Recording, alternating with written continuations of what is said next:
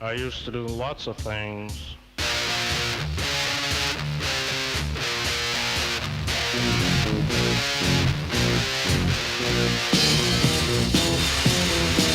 I used to do things and I'd say things and Jesus I was evil.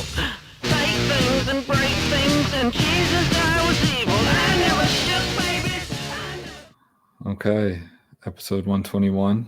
Yeah. All right, got it this time. Well, I want to get right into it. I'm very excited for this episode for a few reasons. Yeah. Actually, I lied. I don't want to get right into it. I want to do two things before we get right into it. Okay. One, Joe, my condolences that you lost a very well-known Los Angelino this week. I don't know if you have any words for your loss. Yeah, we're talking about O.J. Simpson.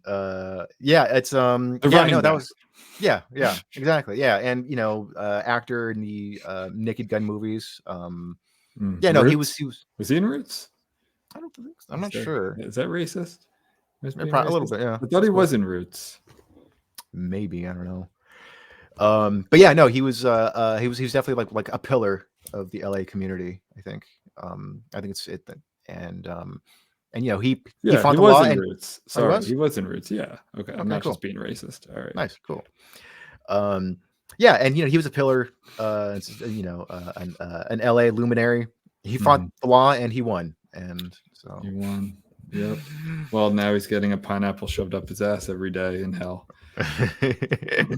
I really hope that Norm Macdonald is in heaven. I really hope he's not in hell, because I think that would be a very awkward encounter between O.J. Simpson. There's a compilation. Actually, there are a lot of compilations of Norm Macdonald ripping on O.J. Simpson, and it's the longest one I saw. I think was like 11 minutes or something. Just has so much material on it, and it led to him basically kind of getting fired, or at least canned from Weekend Update. So it's the best. He was a piece of shit. Yeah. And I kind of wished Ron Goldman not Ron Goldman. That was the guy he killed. His father, Frank, something like that. I forget his name.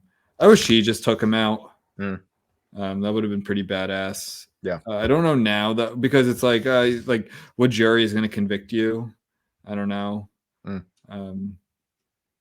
I don't know if that's like it is a call for violence, but it doesn't matter now. He's already dead. Yeah. I don't know. I always felt bad because I think the Browns kind of receded from society, but where he was very open, and I always felt really bad for him.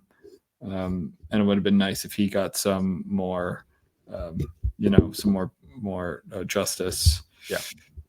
I don't know now if he gets to collect on the judgments that he has against him. I don't know how. I mean, that we just have like a broken system that he couldn't do that. The civil judgments, it's such bullshit. I don't know if now he'll be able to. I don't really know how that works, to be honest. I'd have to look into that. So anyway, OJ's dead, and we're a better society for it. Did you see Mark Lamont Hill's tweet? I can't imagine. It's so bad. Here, I'll read it real quick. And luckily, I'm so glad that the list, Hashmi, called him out on this. Yeah. But so this is what Mark Lamont Hill tweeted. O.J. Simpson was an abusive liar who abandoned his community long before he killed 2 people in cold blood. His acquittal for murder was the correct and necessary result of a racist criminal legal system, but he's still a monster, not a martyr. Okay. That was not what I thought it was going to be. So he's like, it's okay. Like, he's a piece of shit, but it's good he didn't serve any time for it. Yeah. Because of well, Mark Lamont Hill is also a piece of shit. So I don't know. He's a terrible person, a race baiter. I don't want to get into that. Yeah. But some of the takes are great. I congratulated meme accounts for, it's like, it's one of your days. Go wild, you guys. Proud of you. Yeah. I know White People Humor's had a lot of good ones. Yeah. So next, so we talked about OJ. we're going to talk about a wonderful New Yorker article. But Joe, I think we need to get back in our habit, and I think this is a good episode to do this. I think we need to do an air acknowledgement real quick before we get into that, so that we can really empathize with the people of Amherst, Massachusetts. So this is an acknowledgement that we are breathing stolen air. So we're going to hold our breath for a few seconds. An acknowledgement that we are colonists. Joe, you're more of a conquistador, and we will and we'll do that in honor of the stolen tribes from which we steal this air. Ready? 1, 2, 3.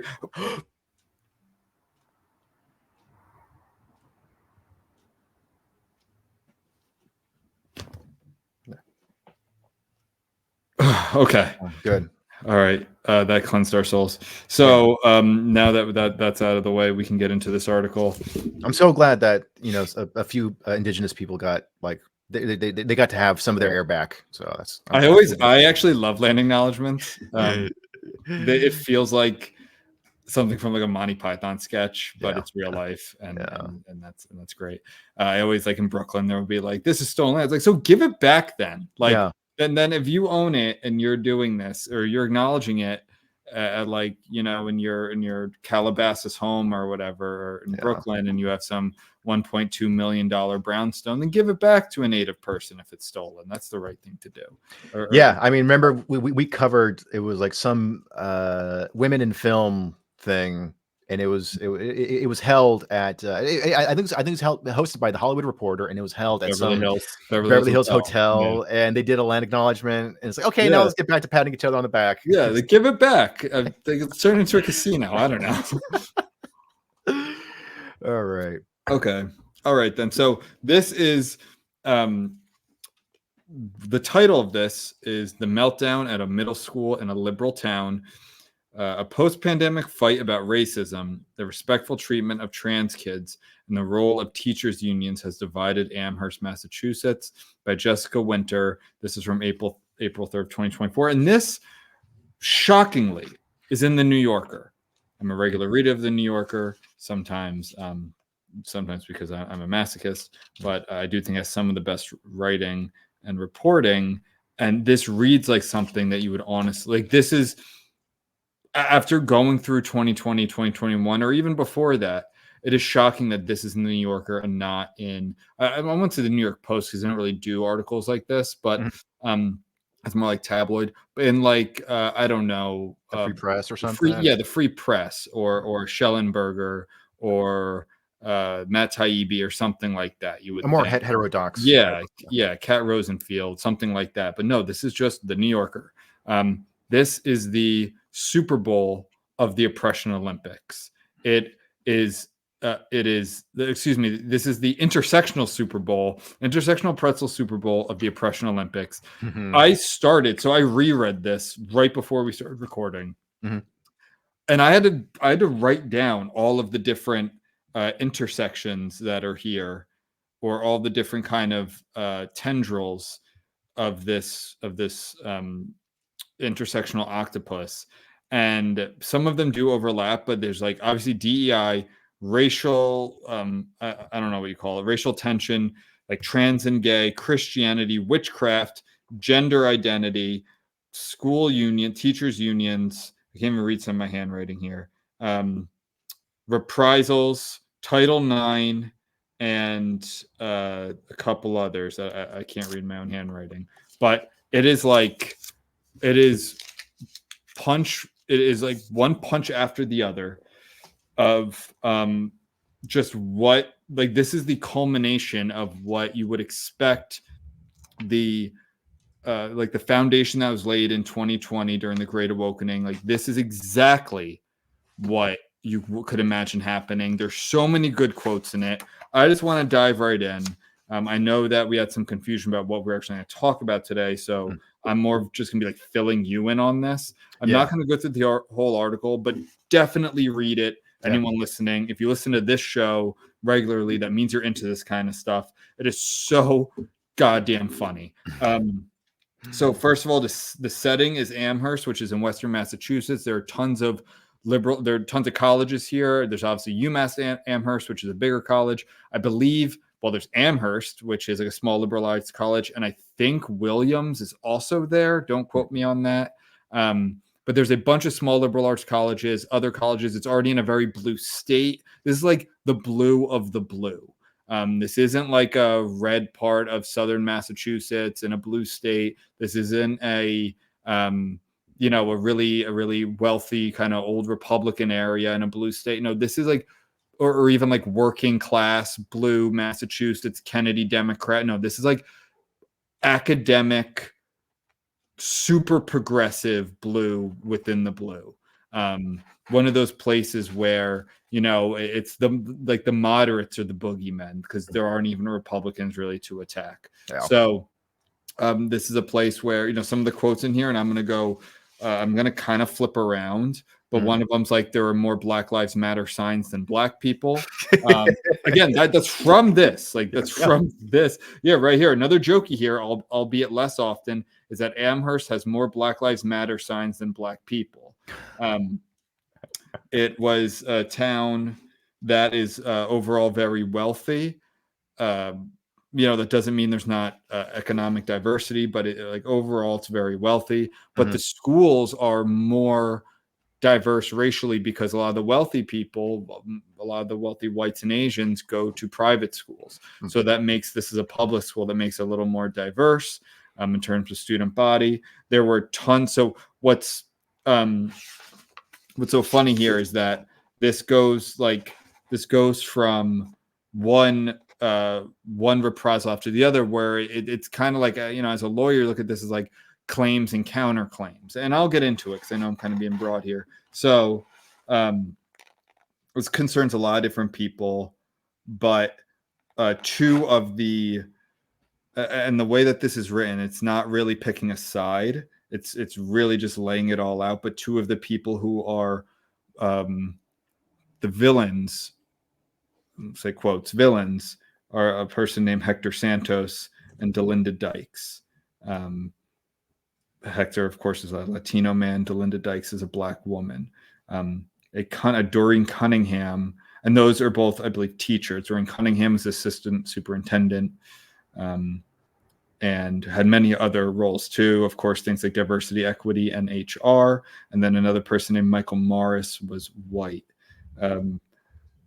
So when all of this happened, so a lot of this had to do with how mainly white, progressive, trans, and gender diverse, whatever you want to call it, kids were accusing these sorts of people, mainly non-white teachers, of everything from harassment to genocide, right? And then you can fill in the gaps there.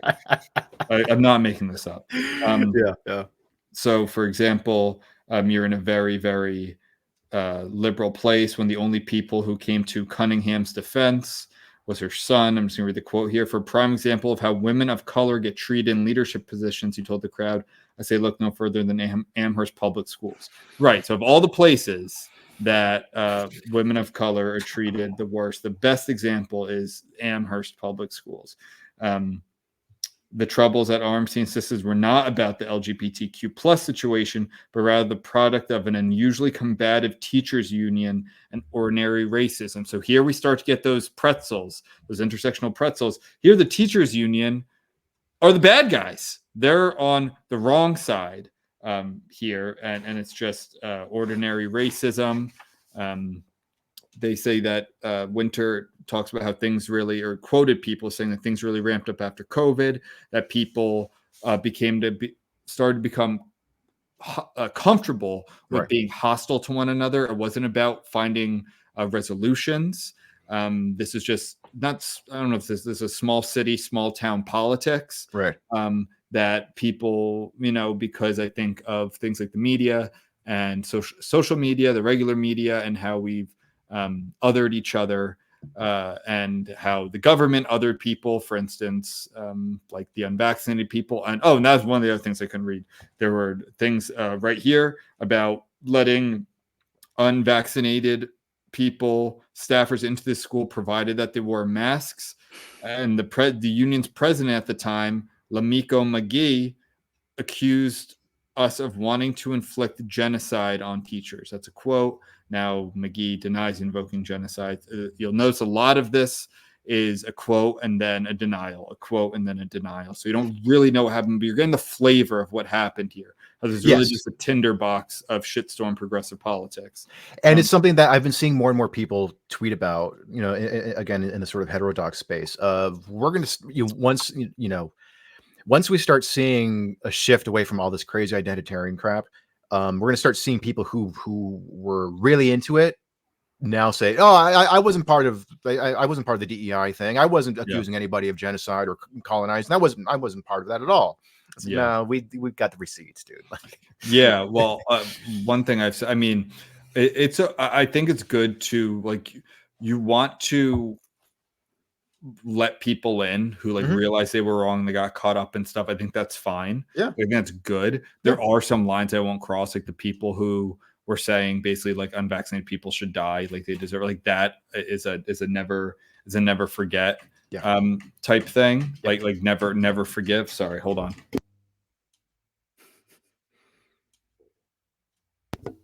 Could you hear that? I heard some clicking or something. Yeah, that's my cat being a pain in the ass. I'd yell at him. Oh. Chill. Take a chill. All right. So right here, there's a quote. Again, this is the New Yorker. Yeah. It talks about how even in liberal and largely affluent districts, certain conflicts and tensions have come to feel irresolvable. As one person I spoke to in town told me, the left is eating its own all over the country. It's not just Amherst. Which is kind of what you were just saying. And it's I mean, in a democracy, that's a really bad strategy because you need numbers to win. Yep. It's just very typical, especially when they can't point and say, oh, they're the big bad Republicans. They're the bad conservatives, the Christians, whatever. They just go after each other because I think it's constant purity tests and one-upsmanship and like the newest progressive kind of issue du jour is. So again, this article is riddled with quotes about things like people not feeling safe, things like implicit bias. Again, we're talking about a wealthy community. There's no allegations in here. There's no like actual violence that anyone reports. This isn't like, unfortunately my algorithm, which I'm trying to change, has shown me lots of like school fights and people getting hurt. And I keep pushing like not interested in this. Like I don't need to see any more of it. But that's not what's going on here. These are mainly things like misgendering, sometimes accidental, and again, accusations of whether it's accidental or not. The Santos fellow is definitely a Christian. I don't know if he considers himself a conservative, but he, at least from the accusations, he says like, I'll pray. Like he tells students he'll pray on things for them. He's apparently liked memes that'll have like Jesus blocking children from like LGBTQ rainbows and shit and other stuff like that. So he's definitely a Christian guy, which just goes to show that one, and I believe he was fired or left or whatever. I mean, at this point, a lot of it is not about firing people. It's just to kind of move on. They don't want to deal with it anymore. But it shows like he was hired because he was Latino. Because if they had known about this, there's not a chance he would have been hired if he was like openly Christian. But then they don't really care about diversity because once the diversity of his religion, of his thought, of his ideology was exposed, he wasn't welcome anymore. But because he was a Latino man at first, that's why he was hired. So I'm trying to get into like the meat of this. I think the main kind of intersection here is that one, and you even start to see people like we saw on the Daily Show, was it Charlemagne, talked about how DEI is bullshit. Now he did that kind of from like a more practical liberal perspective, like black people actually need to be in positions of power, but DEI is bullshit. And there's some of that in here too, where there's a black teacher named, I guess, Mayfield. Yeah, Mayfield, Karita Mayfield. She was a science teacher, and that like they would just randomly give her awards like out of nowhere, just like burst. I swear. She goes, Mayfield was in the middle of teaching a class. When Mayfield was in the middle of teaching a class, Dykes burst in and announced and presented her with a wooden plaque honoring her as the first Black science teacher in the district. It was this weird ceremonial moment, Mayfield told me. My students were like, what's going on? I'm like, hell if I know, children. Mayfield received other prizes too, she recalled. A quote-unquote sister girl plaque and a quote-unquote Black Faculty Award of Excellence. I'm a prop to support the numbers that Doreen is putting forth that I know are bullshit, she told me, because there's no distinction between faculty and paraprofessionals, some of whom are Doreen and Delinda's relatives. So I can't remember who Delinda is, but Doreen Cunningham, so she's basically hiring a bunch of non-white paraprofessionals to boost the numbers to say, like, I think they said their numbers raised from 20-something% to 34% staff of color. Why of color always gets lumped together, considering these are very diverse peoples? I don't know, but that's how it works in DEI. So, and here's a Black teacher saying, like, this is bullshit. You're just handing me random awards, interrupting my class, making shit up just so that your numbers look better. Also, of course. Oh, and I forgot that another thing that's in here is a multi-level marketing scheme is involved where Cunningham seems like she's doing some side hustles with running multiple LLCs, an HR consulting firm, and was a broker with PFS Investments, the securities division of Primerica, a multi-level marketing company. And it also sounds like she tried to pressure Mayfield into, becoming part of this scheme. And of course it was denied by, of course she denied it. There's the typical sort of what we're used to issues in here where it's like, people getting upset they have to read white fragility, and that there were then unsubstantiated accusations of retaliation, like someone pissed in her drinking cup. Wow. But she declined to elaborate, and there's no report of that or anything. You would think that something that serious happened, there would be a report of it. There wasn't. And of course, they bring up Claudine Gay, et cetera, et cetera. You can imagine, you can fill in the gaps with some of it. Like why, So Dykes and Santos, they were put on leave against some of the accusations were that Santos was bringing and Dykes were bringing religion into the school. Here, so I'll read some of it, and that they face a Title IX investigation. Santos brought up the Bible and Jesus in speaking with students. He noted that they noted that Santos had shared on Facebook a hand with stigmata protecting two children from a downpour of rainbow-colored paint, along with text in Spanish that read, "If my 4-year-old son tells me he wants to dress up as a princess, I will tell him no, because he was born a boy and boys are princes." I love it. Often the counselors did not call gender-conforming students by their preferred pronouns. Of course, both Dykes and Santos have said they previously worked with trans and other LGBTQ plus students without issue. Santos said some of the misgendering could be attributed to his status as a Spanish speaker. Dykes said that she never intentionally misgendered a student. Santos also denied bringing up the Bible, discussing religion, or praying with students. So again, accusation, denial, right? Back and forth. Let's skip some of this stuff.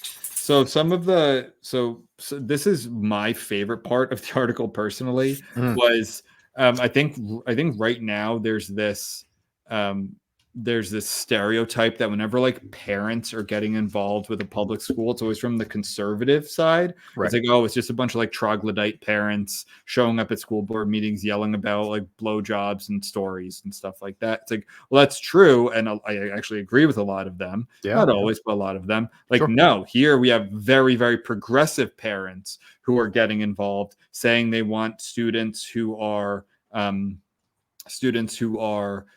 making fun of trans kids or gay kids, which again is wrong. Bullying is wrong. Sure. And they're like, well, I don't care what happens to them, suspend them, expel them. So literally, a parent says, I don't care if he's sent to Mars. Don't let him around my child. Right. The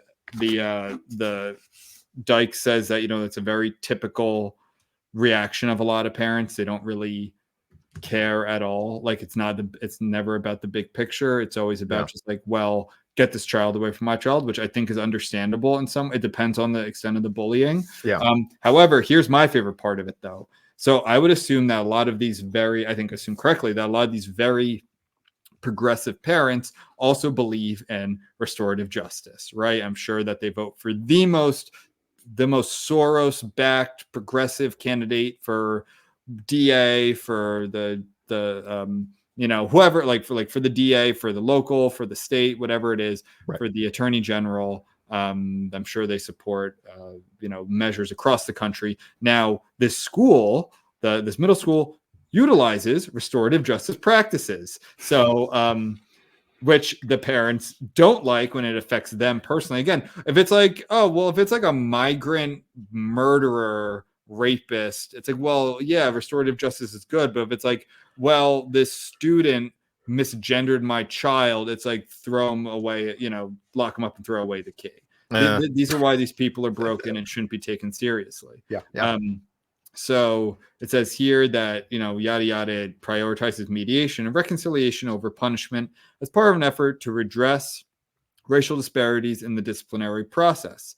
Now, if you could guess correct, I think you could guess correctly, the LGBTQ plus students, trans students, parents are what race? What do you think what race they are? Probably like more like the light beige race, like one of the lighter. White. They're white. Yeah. So they're white. And the boys accused of bullying are what race? Black and Latino. So right there, intersectional. Hold on. Do we have the jar? Do we have our jar for that? Intersectional jar? No. Yeah, or intersectional pretzel. Oh no, we never did a jar for that. We have the Nazi jar. Oh, we haven't had, shockingly, no Nazi accusations in this article. Interesting. Wow. Really interesting. Really shocking that the Nazis never. That's some real growth. And shocking that this wasn't that recently. Like, they had to put this all together. Well, this was like last year, 2 years ago. Like it's over, I think, a few years.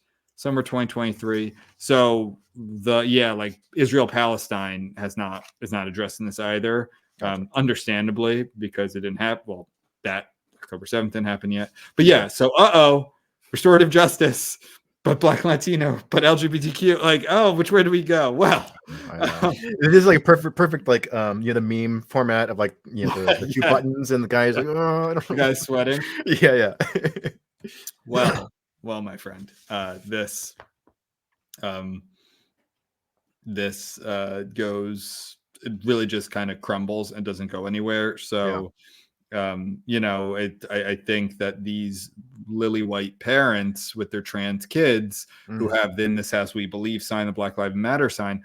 Well, when restorative justice is being applied to their child's bully, again, which I would be on their side for, mostly, depending on what the bullying is, and also the fucking kids, like, figure it out. And in fact, I believe restorative justice is probably more applicable for kids and mediation because they're children, like, figure it out that way, not hardened criminals. Right. Exactly.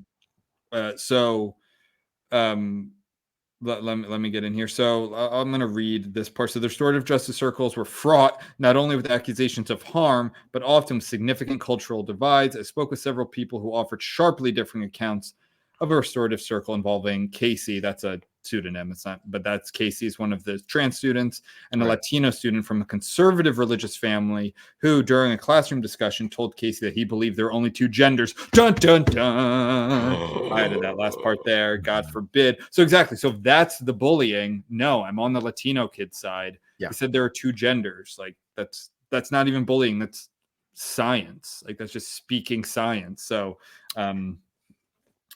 of course, Casey also reported that this student, among others, continually bullied and harassed them. We don't know which one he is there. So I'm going to move on here because I know this is dragging on a little, but I wanted to that was my favorite part of it. Some of this other stuff is like, I don't know, it's kind of typical what you think is going on. There was a whole couple people were accused of witchcraft. I'm just gonna really? I swear. Dykes also allegedly told colleagues that one teacher was, quote, practicing seances and witchcraft right in the school. Dykes denied making this charge against her colleague, adding if she practices witchcraft, that's her prerogative. Remember, Dykes is, I guess, and this is very typical, is a Christian black woman. Like, right. There's a lot of them. So, I mean, I remember there were black lunch ladies at my college who we asked her about Halloween. She's like, I don't celebrate Halloween. Like, that's against my religion. Yeah. It's like, all right. Moving on. So you can see that someone like that has no tolerance for witchcraft, but also she also denies it. I'm going to get to the end here. This probably is the quote. I think there's so many good ones. This is probably the quote of race politics, right? I don't think this was intentional, right? But this is my favorite quote. Again, this is not a quote of someone. I'm quoting the writer here, whatever her name is, Jessica Winter. She goes, Cunningham and her advocates believe that she lost her job in large part because she is a black woman, semicolon. Her detractors believe that she kept it as long as she did for the same reason. That is race politics in America today. Something happens, someone says it's racism, someone says no, it's actually reverse racism, or you actually got this far because of the race you are, and it's why it's a dumb, cannibalistic, afactual way to frame issues. It devolves. It become like, and someone even says in here, which I use this quote all the time. I just found it. The worst thing you can be called in Amherst is racist. And it keeps people stuck. I would argue the worst thing you can be called in America is racist. And I've said that on the show many times. Or even being perceived as being racist is the worst thing. And that's why when it shuts down speech, it shuts down mediation and resolution. If it's just, well, because of my race, it's no, actually because this of your race or because of my race, and it becomes just untenable. I think you'll like this quote. I'm just skipping through, but we go through middle school principals like Spinal Tap drummers. That's great. It's very good. They've sabotaged every principal who has come in for many years, a veteran district employee said. Many people in the Amherst district describe a community that's become habituated to outrage, addicted to conflict and reprisal. And I think this is because, I think that's it. I only want to get into, the Neurodiversity Month. Oh, okay. Hold on. One last quote here, because I did mention this before.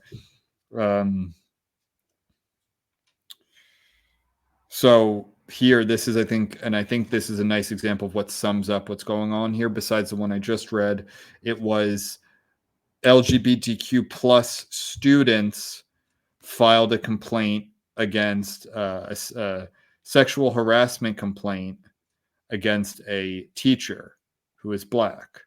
It was unsubstantiated. The district investigation claims that the district found the claims were unsubstantiated. The teacher, who is black, then filed a formal complaint against the clubs. This is an anti-sexual harassment club. I guess we need those. Yeah.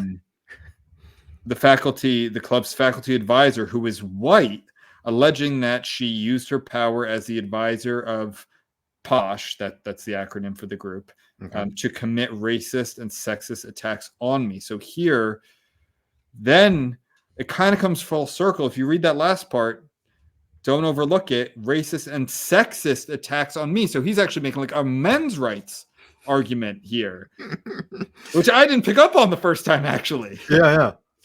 And the advisor, so the white woman, has been placed on leave and then moved to a new role at the high school. And that, ladies and gentlemen, is the intersectional Super Bowl. I have one more thing here. Is this worth it? Amherst is racist. The staff is racist. And there's a target on the back of black people in the district. End quote. This reminds me so much. Did you ever watch or read there's an old Twilight Zone episode Yeah. Well, and the reason why I asked Red is because we read like a transcript of it. Like it was actually like in a literary book. You know, Rod certainly was pretty great because there's a lot of social commentary in those things. So we read it in like middle school. But the premise was that there was like this. I can't remember the name, but the premise was like this small town where everybody kind of knows each other, and then the lights go out, and like the power just goes out at night. Was it? Yeah, exactly. Yeah. The power goes out, and then so also all the townspeople come out like, hey, do you guys know what happened? The generator went out, blah blah blah.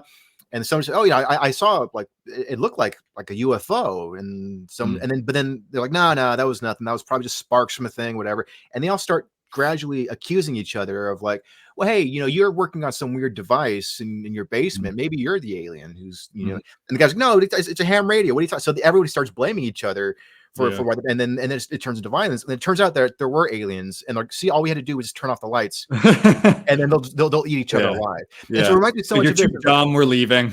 Yeah, exactly. Yeah, but it reminds me so much of this, this little like. It's almost like an experiment. Like all we have to do is introduce identity politics, and then they'll kill each other. Like, what I can't stand about this, and again, this. So what I meant to say at the end there was like, this is what happens when people have it too good. Yes. Like you don't have to worry about the Mongols coming to attack you or famine or making your own food. It's like they have it so good that they have to find these. I don't want to say these micro issues, these super identitarian issues, because everything else is really good for you. This is a very wealthy area.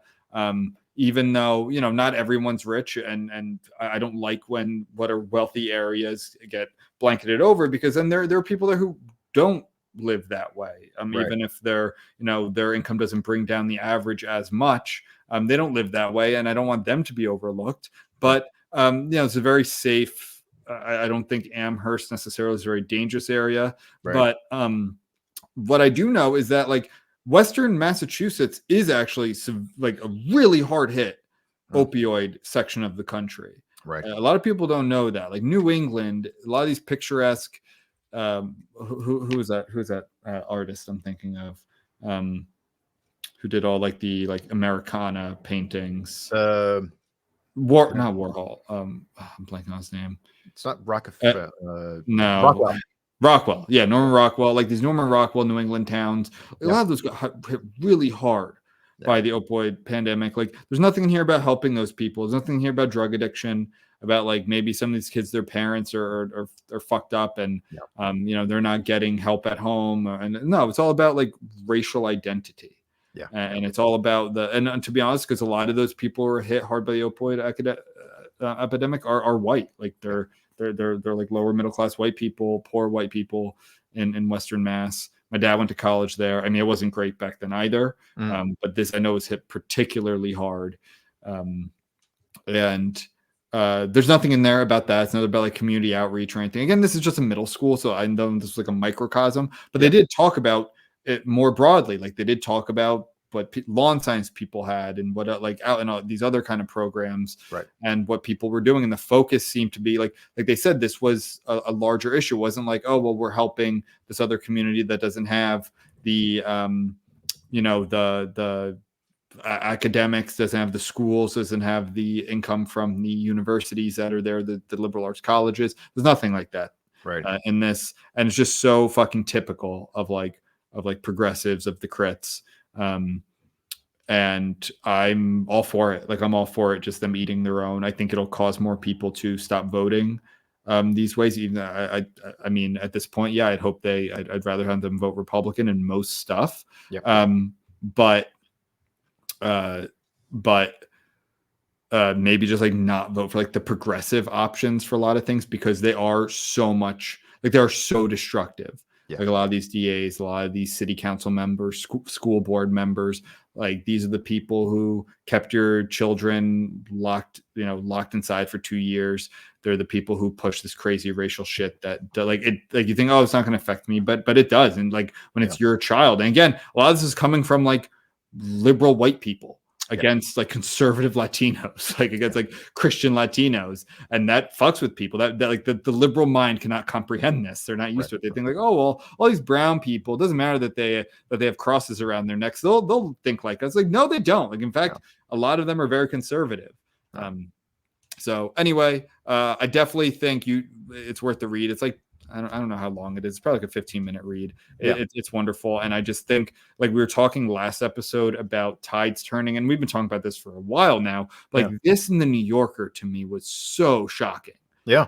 Like this was in the New Yorker. Again, this is something that you expect from Barry Weiss, not from Jessica Winter. Yeah.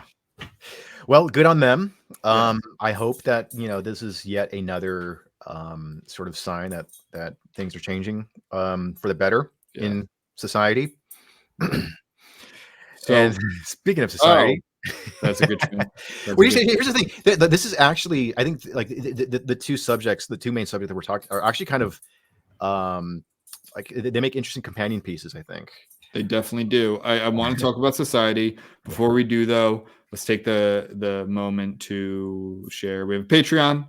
We have different tiers. Yes, we do. As little as $3. Every tier has merch.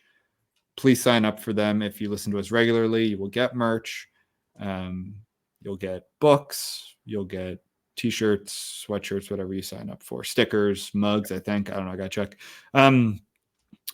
We also, if you don't want to commit, that's fine. We understand some people have commitment issues.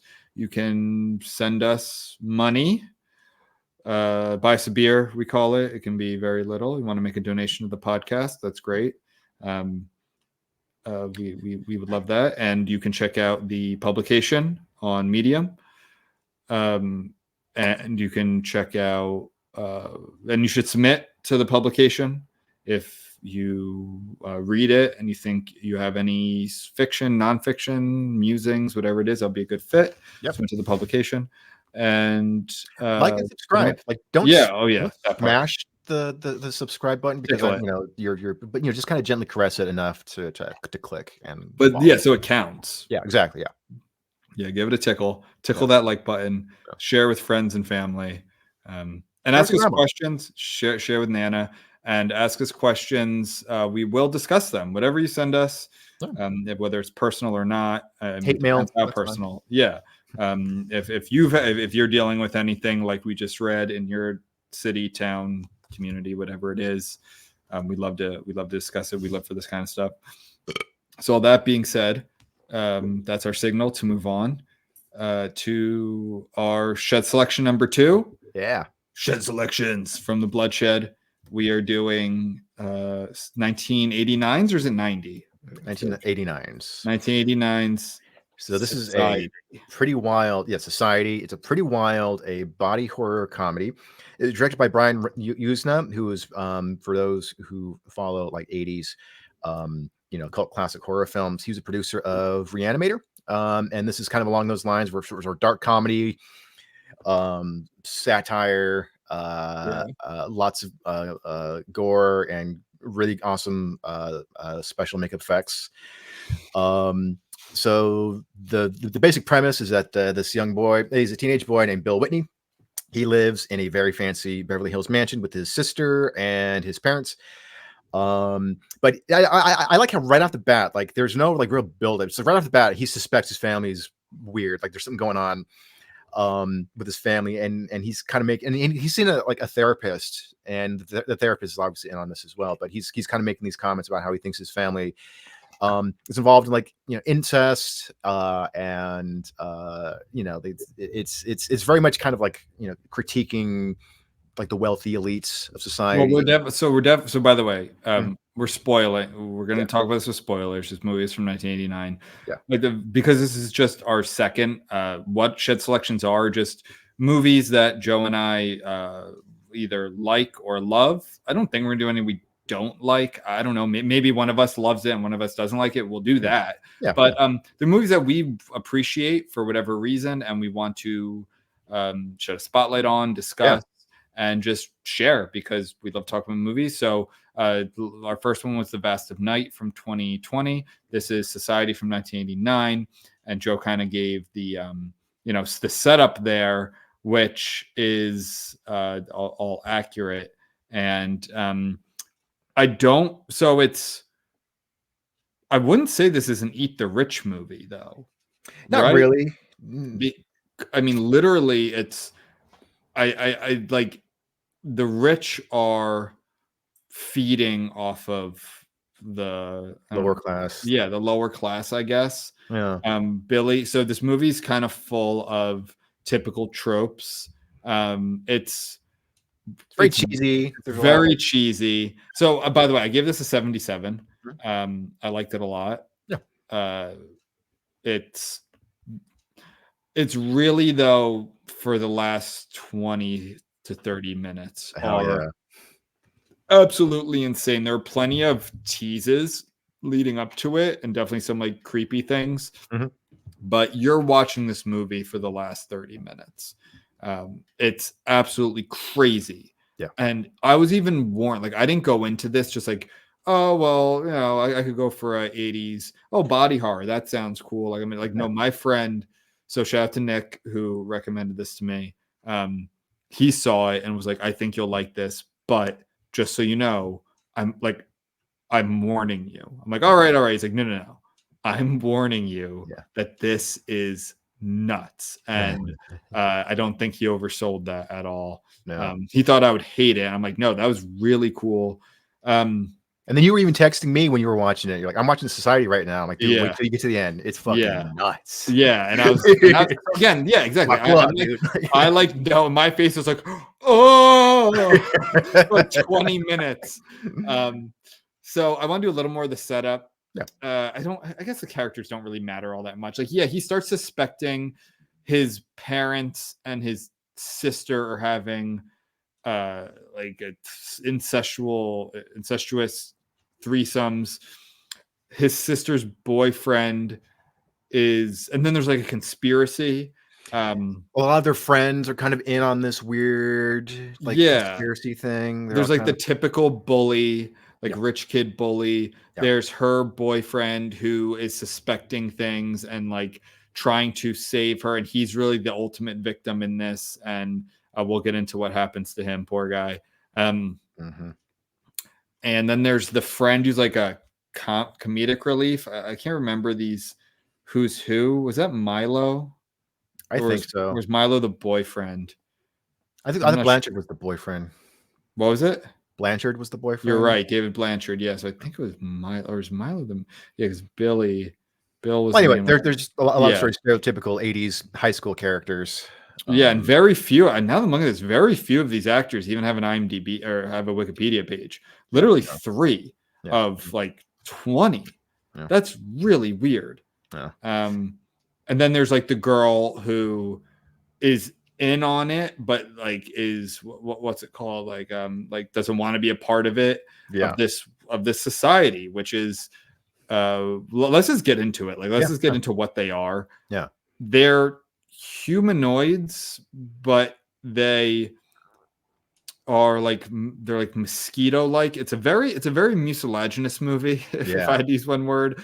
very, very viscous, a lot of very slimy. I can't remember exactly. Was it like, are they an alien race or like just like a primordial race or something? Or like just like another? I don't think they ever talk like extraterrestrial. It's just they're all rich. They dress up and they have this celebration where it's a big. It is sexual. Is it? Yeah, it's like a sexual orgy where they simultaneously fuck each other and feed on non-members of the society. Yeah. So this is supposed to originally just be the boyfriend who is their victim, and they feed on him, and not like biting into them. It's more like their faces, and this is where the body horror really comes in. The practical effects, which are incredible. Yeah. Like they become, I figure like kind of mosquito-like, where they're like sucking on him. They're not necessarily sucking. They're just kind of like sucking out his essence. Yeah. His sweet juices. Like they just like, there's like suck him dry. Not in a sexual way. That's very not sexual. He derives no pleasure from this at all. Until he's kind of like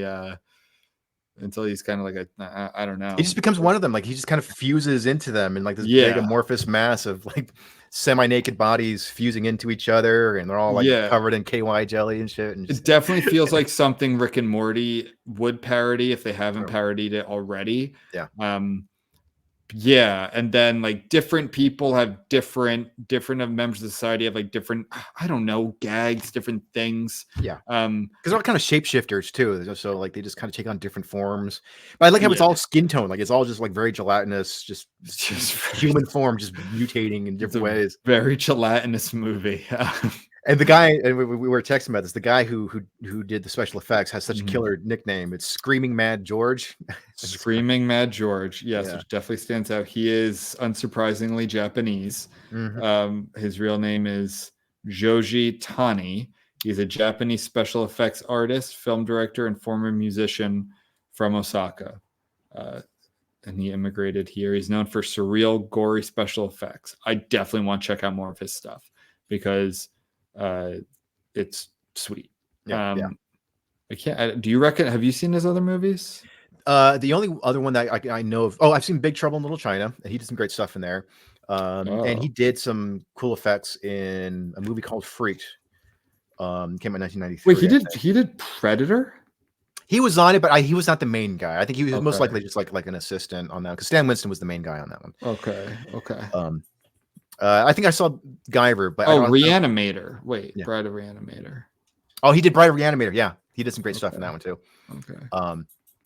Yeah, he's done some really cool, like not just gory, but like a lot of like really over the top, like creature effects, like more like surreal human stuff. So which is cool. It's basically just a lot of body horror type stuff. Yeah.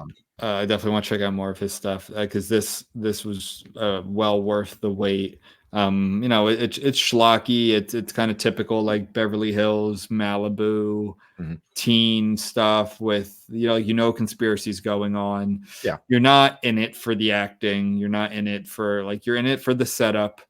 You're in it for the good-looking people. You're in it for the Beverly Hills setting. Like that's always fun, but you're really in it for the ending. Yeah. Do you have any criticisms of the movie? Yeah, definitely. It's like parts of the story are a little clunky. But I mean, at the same time, it's kind of a low budget film, so it's like I'm not expecting great writing. And a lot of cheesy dialogue. The first time I watched it, I thought it was a little too cheesy, but after watching it, I was like, okay, I think they were kind of making fun of teen comedies a little bit. This came at the end of the end of the 80s, so I think it was kind of like, okay, let's kind of start hamming it up a bit. Let's kind of start poking fun. And also like because so much of like the crazy fantastical stuff doesn't happen really until the end of the film, so they were probably like more like, hey, let's just make it seem like it's a dumb horror movie with all the stereotypical teenage traits that we've seen for the last 10 years, and then it just takes a huge left turn at the very end of the movie. So I'm sure that was kind of played up for effect. So I have an article here from Jacobin, and because they're really into like class differences. So the article is Society, the cult horror film where the monster is class conflict. And so I want to read a little bit here. I just had it. Here it is. So there's some quotes here from Brian Usna, the director. Usna thinks that at the height of the Reagan era, when many Americans still broadly thought of themselves as temporarily embarrassed millionaires, it was the wrong kind of joke to tell at the time. What saved the movie, because the movie flopped, but it wasn't until like the 90s and later on it became much bigger. Yeah. What saved the movie was a world market that didn't have the same taboo. The film was a roaring success in France, Italy, and particularly the UK, where class is an inescapable fact of existence. Audiences there must have especially been amused by the movie's theme, the Eton boating song, sung normally by aspiring English youth on the elite assembly line, but with new lyrics. And here are the lyrics here. Oh, how we all get richer, playing the ruling game. Only the poor get poorer. We feed off them all the time. So that's a cool little nod there. BBC critic Mark Kermode would later praise the movie as a pseudo-Marxist assault on the iniquities of the class system, which depicts the privileged few feeding hungrily on the downtrodden masses. But even years after, U.S. critics would still assail the movie for what they saw as its ill-fitting politics. While the Brits may go ballistic over the notion that their class-heavy society is indeed a plot against the everyman, here in the States, we tend to be more wary of the electorate than the greedmongers who finance them, wrote the Austin's Chronicle Mark Sabo in 1992. Yeah. That's interesting. It was more popular in Europe at the time. Which kind of makes sense. That is interesting. One thing I didn't love, which I think would have been an easy fix, like I don't think they should have had Billy be the child of these people. Like, it never made sense to me. Yeah. Why there's like, oh well, now we figured us out. Well, what? And by the way, this is called shunting. Yeah, yeah. The shunting orgy. I've never heard that term, but is that made up for this movie? Yeah, that is made up, and I Okay. explained it in this article real quick. Oh, okay. So it has said the infamous shunting scene, a portmanteau of shun and hunt, was particularly influenced by Salvador Dali's The Great Masturbator. But yeah, so shun and hunting. Okay. Shun and hunting. So I never really got that. I think an easy fix would just been like make him an interested party. Like, I don't know, maybe his girlfriend's acting weird and he just kind of like, it's easy to do like a down the rabbit hole type movie. I always found that so strange that it's like his parents, because he's not one of them, which means that he's not biologically their child. And they make that very clear. And it's just kind of like, oh, well, we were going to shunt this guy who was the boyfriend.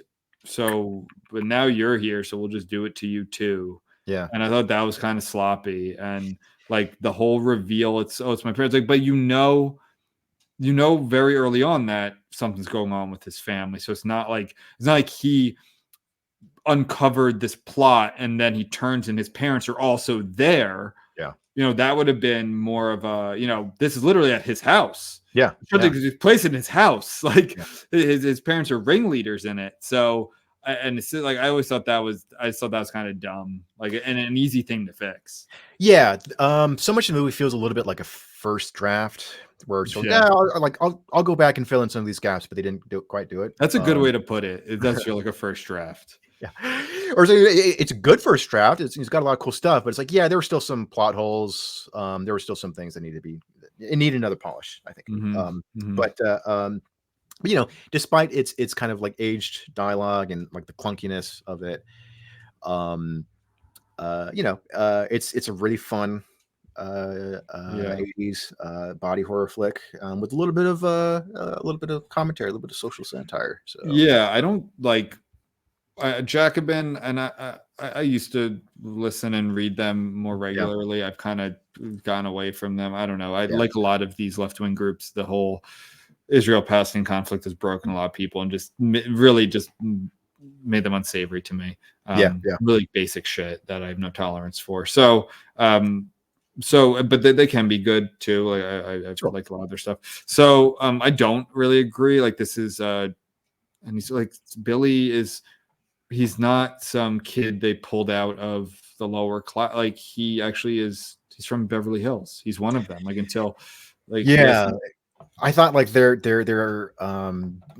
definition of like class and whether you're one of us was like that was really hazy. Just because he's going to Beverly Hills High School or whatever. So he literally grew up in the house and believed he was the child of this rich couple until the very end. And the kid who they're originally going to feed on. Do you remember? Is he a member of a lower class? No. Like, right? He's not. They don't make it. No, he's also just a Beverly Hills High School student and I think he drives a nice car that they use as a false flag or whatever to kill him. And so that Billy believes he's dead. And he shows up at the shunting orgy as their victim. So like, I don't really buy that. Like, that's why I don't think it's it's definitely criticizing like the rich, like like the super elite. But I like if they really want to make it like the movie's very ham-fisted, they should have gone the whole hog and made it a Billy's dating a rich girl or something, and he kind of falls down this rabbit hole, and he's from I don't know what's like a lower middle class neighborhood in Los Angeles. Like, I don't know, Highland Park. Highland Park, yeah, he's your neighbor. He's like he's like that would be different, I think, if they made that obvious. But and then like the boyfriend who they're gonna feed on is also from Highland Park or is also from Torrance or something like. Right, or if they said it's not so much genetics, it's more about like how you present yourself. Like are you willing to go along with our rules, because that is touched on, but it's never really fleshed out, where it's like there are two kinds of people. There are people who make the rules and people who follow the rules. It's like, okay, but what about what rules are you talking about, and who makes them, and how do you join them? So it just seemed kind of hazy. Again, like, even like the sort of satirical elements or like the commentary feels like first draft, where it's, like the monster is class. It's like, okay, all right, that's interesting. But then they just kind of stopped and they didn't really take another step to rich people bad, whatever. Yeah, exactly. Yeah, exactly. And so, getting back to the Jacobin thing, it does seem like kind of like an over analysis of the film. And it's funny because like critics do this a lot. And it definitely cracks me up. So for example, this is an analysis of the Texas Chainsaw Massacre, the original from 1974. Okay. I just want to read you a couple of quotes, and it's like this is over analyzing something that's much more simple, like to the max. So this is from somebody, I don't know who, some critic. If Psycho began an exploration of a new sense of absurdity in contemporary life, of the collapse of causality and the diseased underbelly of American Gothic, the Texas Chainsaw Massacre carries this exploration to a logical conclusion, addressing many of the issues of Hitchcock's film while also refusing comfort and closure. It's like it's just a chainsaw cannibal family, dude. Yes, it's like redneck cannibal family. Exactly. He runs around with a chainsaw. Yeah. Robin Wood characterizes Leatherface and his family as victims of industrial capitalism, their jobs as slaughterhouse workers having been rendered obsolete by technological advances. He states that the picture brings to focus a spirit of negativity that seems to lie not far below the surface of the modern collective consciousness. And it's like, okay, you're using collective consciousness, using that term to describe Texas Chainsaw. I think they'd be just as sadistic if that slaughterhouse was like still operating or whatever. Like, I don't think that's what caused them to start eating people. Yeah. I think it's a cool, shocking idea. So let's turn it into a movie like that. But some fucking nerds write shit like that. I don't know. So unfortunately, I mean, we're kind of doing the opposite of what I write in my review is that the best way to go into this movie is completely blind, which a lot of people won't do because one, this isn't a new movie, so I doubt anyone's just like randomly going to pick this up. You did tweet, we are going to be reviewing this and discussing this, so you should watch it. It's on YouTube.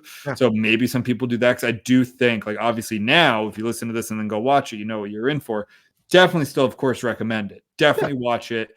But I think the shock value would be like, I kind of wish I had that going into it. Like, again, I wouldn't have watched this movie if it wasn't for my friend recommending it for how crazy it is. So I'd rather have seen it than have never known it existed. But if I could start over, it'd be nice if I just like found this movie, put it on, like, oh, I'll watch this, and then just 20 minutes left. You're losing your mind because of what's going on. My single favorite shot, well, my two favorite shots were, one, I think it was like kind of the first wide shot of the shunting that kind of shows you the extent of what's going on, as all like the different like people like feeding on him at different parts, feeding on the boyfriend at different parts. And then my other part is when like the bully starts I'm just gonna use the verb shunting on Billy, and then Billy I think uppercuts him or like punches him out of it, and he's like, he has like a big long face, and he's like, it's like tongues going back and forth. He shoves his hand up something. Well, that's how he kills him. But at first, to get him out, he because the bully's like beating him in a fight for some reason. Of course, they do like a Paul Atreides versus Fade Ruth one-on-one fight, by the way, spoiler alert for Dune 2, which was actually one of the few things I didn't like about that movie. Again, it's probably from the book, I'm assuming. But it's like, why would everyone just stand in a circle and watch this fight happen? But that's what happens if because it's a movie from 1989. That's what you do. So so Billy's like losing, and then he like beats him and he punches him, and he like knocks him off, and his tongue is like going back and forth, and he's got like a big long face. I loved that scene. So Billy does defeat the button. My literally my last sentences of my review are society is a relic of a beautiful cinematic era that will likely never been replicated again. We must promote these movies at all costs. It'll turn you inside out, which is what happens to the bully there, and that's really disgusting. Really, really gross, but of course, kind of what you'd expect. This is I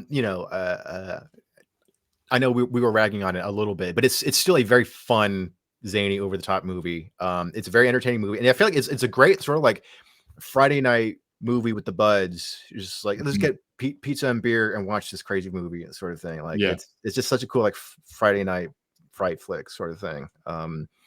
So yeah, and also just like, again, being an LA guy, I love the way LA was shot, like in the late 80s and 90s. Like it's just like that really bright, vivid look that you don't see in more modern movies shot in LA. Like it's just so like bright and sunny and lots of palm trees everywhere. And it's like, yeah, I just love that look. I love it too, man. That's why I always said, like, I think Southern California is kind of lives in the American consciousness. That's why I wanted to live in Southern California when I was a kid, because it's just, and I like how it kind of plays with that. Like, yeah, I mean, this isn't the first movie to do like, oh, the dark side of Beverly, like the dark side of, Hollywood or whatever. But it's, I mean, that's been going on since what, like Day of the Locust, like before that. So, it's not that, but it's like, I like that aesthetic. I think it's very fun. I like anything Beverly Hills, Venice Beach, Malibu, like that kind of stuff. I think is always great. And mix that with body horror, like I'm in. Like maybe if you say like hey, it's a movie from 1989. You say three things to me. It's 1989. Body horror, practical effects, and Beverly Hills. Like I'm watching it. Yeah. It's got like so many like satisfying elements. So check it out. It's on YouTube, and I tweeted out, but like once the episode goes out, I'll tweet it again. Sure. And I forgot how I watch it. I didn't watch it on YouTube, so it's on something else. So just check your TV and watch it, because it's Shed Selection number 2. All right, Benjamin. All right. Have a great weekend. You too, Joseph, and fight the crits. Stay reckless. Stay reckless.